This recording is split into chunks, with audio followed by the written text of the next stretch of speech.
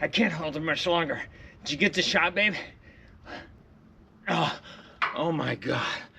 Are you kidding? It took you that long to get the shot? Holy cow. You guys didn't actually think I was holding that, did you? I'm no Jean-Claude Van Damme.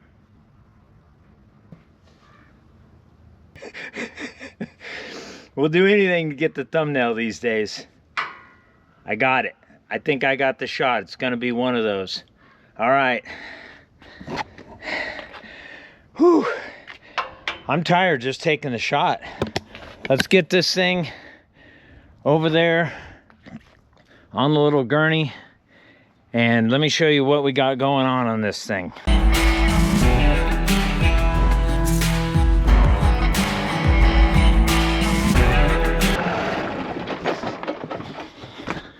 There, you guys want to see the movie magic? Here it is. A couple of wires. All right, enough of that. Now, I've been grinding on this. I ground some stuff off. I got to get the rest of this thing cut off. We got that little sleeve out of there. And obviously, we got it out of the Jeep. All my stuff's in the way. I got to get my shirt back on before I get back on video. But we got it out. This thing's officially a hovercraft.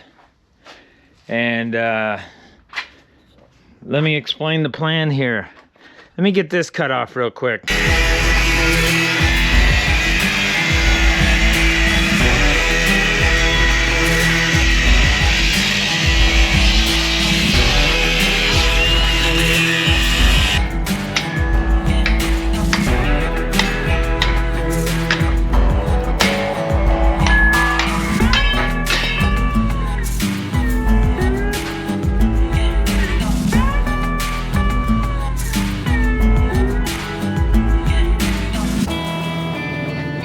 Couldn't remember what gears I put in my axle because I got it done probably 12 years ago. So I had no idea, but I want to show you a way that you can do it, okay? So what you do is you mark this, you mark one of your studs so you know where it is, and then you put it at a point you can remember, right? So you're going to turn this rotations. You're going to turn this around 2 times, okay? And then you're going to mark this where you can remember it. I just put it right at the top because it's easy to remember. So this being 0, this being 25, 50, 75, and then back to 100, right? Okay, so now what we're gonna do is we're gonna turn this thing right here. And you can do this with it on the vehicle or off the vehicle, whatever. You can do this if you buy a car and you don't know what gear ratio it is. This is a good way to tell because there's only certain gear ratios that they have. So you can tell by doing this. So watch this. So you turn this and you're gonna count how many times this goes. So you have to trust me that I'm gonna turn this twice. So let's count. I forgot a really important part. You have to have a second person to hold the thing, or you have to have a handy dandy little clamp. So you gotta clamp this so it doesn't rotate. I'm like, what's wrong with it? Okay, so if you have a second person, you can just have them hold it. So there we go. Let's get that centered again. Centered. And then let's get our piece right where we want it. There it is. Okay, so now we're gonna turn this twice. Here we go. And we're gonna count this. So 1, 2, 3, 4, 5, and then I'm almost there over here. See how I'm in the center of this one? Get it right where it is. So that was 5, and then that little bit that it turned. So if it was right here, it would be 5.25.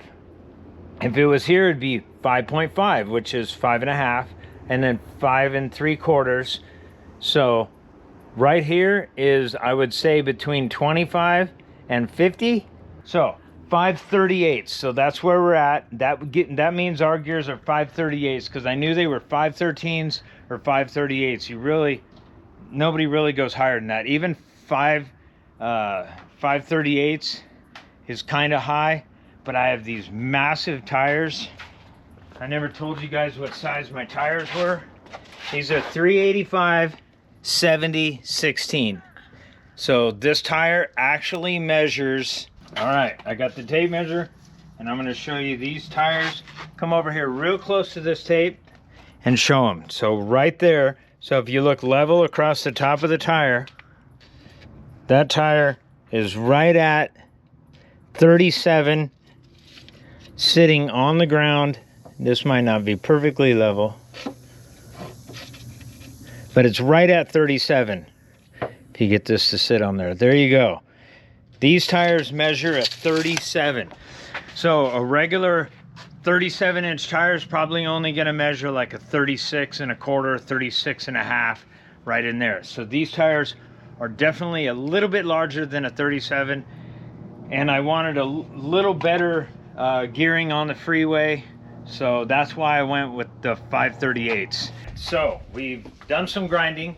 I'm thoroughly worn out. Here's my redneck shade cover. So if you have a tractor and you have a sheet of plywood, you can make yourself a little cover, but I had to scoot it out of the way because can't see nothing with the GoPro in the dark. Anyways, we hacked off that big old piece that was right here. That's all cut off now. I'm gonna grind all this smooth, and let me show you how that new piece fits right in there. So see this piece? This comes from Synergy. This is a pretty awesome, it's all machined and made, and it literally just fits. Look right down here, show them right down in that hole. There you go. Fits right down inside that hole right there. So perfectly. Look at this. Look at that. It fits so perfectly. Once I get it in there, like it doesn't even wiggle. And then you just throw a weld bead around here. So that is cool. And then we got the new bushings that slip inside here. And as you can see, I pulled this one out. I just used an air hammer. It drove it right out. Piece of cake. No problem. Now, I ground off right here where the new bracket's going to go. Here's your new brackets. Okay? Let me show you these. I got these brackets from Synergy. These are really nice. They come together like this. And then you break them apart. And there's a right and a left. And you can tell which one is the right and which one's the left, because when you put them together like that, you see how they're open at the bottom right here and touching at the top? Now if you swap sides with them, they're touching at the bottom and open at the top. So that's the way you want them, because when they go on your axle right here, you want them to angle out, because the control arm on the frame is out a little further than on the axle. So this one would go on this side. It actually goes inside of there, and it goes right on there. Now, you just measure from over here. I know a lot of you guys are gonna ask, how'd you know how to put all this on? And this goes. On Synergy, they actually have the instructions on their website. Like you just read in there, it tells you exactly how to do it. So you measure from this machined point right here, out to here to 5 1/4, and it pretty much, just for the sake of showing you guys, I remembered it was right in between these two things. Okay, so we're gonna put that right there, and that's where that mounts this way. Okay, now to figure out this, they've actually, when they made these, they made a flat machine part here and here, and that's what you go off of by using one of these little doohickeys. Now you can get a digital one. This is just one that I've had laying around for years, and I just got it to show you guys. I'm probably going to get a digital one when I get ready to actually set them. But I'm just showing you guys on this one. Like I said before, I can't show you guys everything because it's too time consuming. But I'm to a point to where I can stop and talk and make this video. So over here on the other side of this axle, see right here, this flat point? So you're going to use that flat point, and you're going to get that thing set right at 90. It's pretty close, so it's a little bit off if you look at it. Can you see it? So there you go. It's right at 90, a little bit off, but I just want to show you the idea. Now when you take this, and you take this thing and put it on here, you're going to put it down where it belongs, like this, okay? And then you're going to put this little dude right on here, and you're going to go down with it, making sure that it's in the same place that you measured, till it's right at 90. See that? There it is. Bingo. So that's where that little bracket is going to go. Right there. And then boom, you can just tack it in place, which I'm going to do. And then you just want to make sure that this measurement's the same. And then boom, there you go. That's in. Same thing on the other side once we get that one cut off. So we got a little work to do. We got some more cutting and grinding to do. But that's the idea on how these all go on.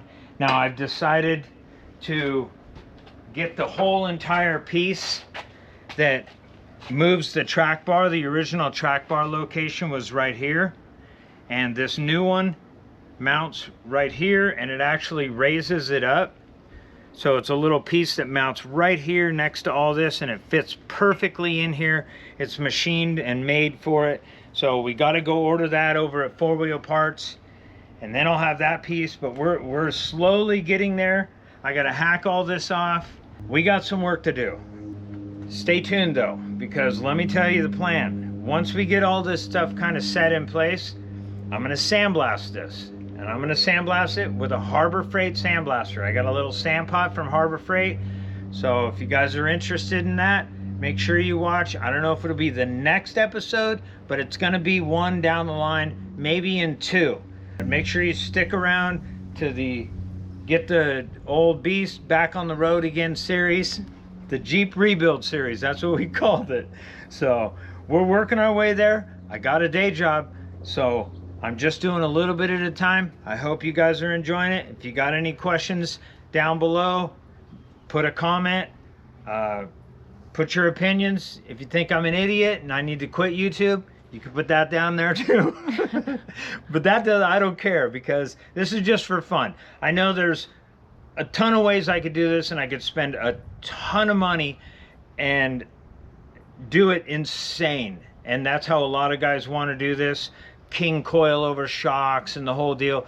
I don't have that kind of cash. I'm just trying to get this bad boy back on the road so we can go hit some trails, not some heavy duty rock crawling, and then we can do more adventures for you guys. So I hope that gives you guys a little update on the Jeep rebuild project. Make sure you go down and subscribe. Make sure you like this video if you liked it. And other than that, guys, we'll see you back in the shop on the next one. Ah, there it is, the Harbor Freight Sandblaster. Well, make sure you stay tuned, because I think in 2 episodes I'm gonna break out this old sandblaster, and I'm gonna show you guys how you can do sandblasting all by yourself. You don't have to be a professional, because I'm surely not a professional working on the Jeep. I am a professional sandblaster, and I could use this guy. Look at this bad boy. Look at this. Is my professional sandblast rig, and actually I have used a Harbor Freight sandblaster for about 20 years. I just changed a few things, changed the valving and stuff like that. But make sure you stay tuned. I'm not going to use the big guy, the big hose. I'm going to use either that small one, or I got this Harbor Freight one where I did a little monkey rigging and hooked up some stuff, different things. So I'm going to talk to you guys about that. So make sure, if you're not subscribed to the channel, you subscribe, hit the little alert button so you know when I upload next. But I think in 2 episodes I'm going to show you guys a little sandblasting.